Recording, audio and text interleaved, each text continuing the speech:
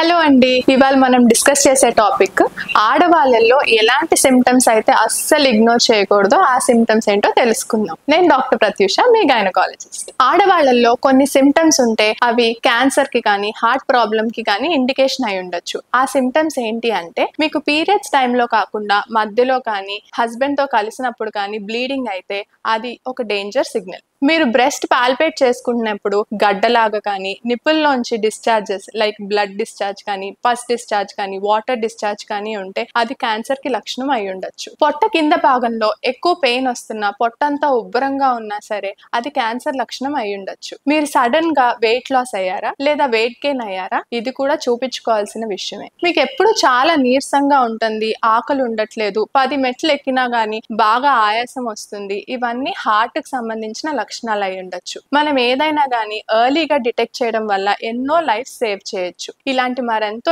Awareness కోసం నన్ను follow అవ్వండి. Thank you.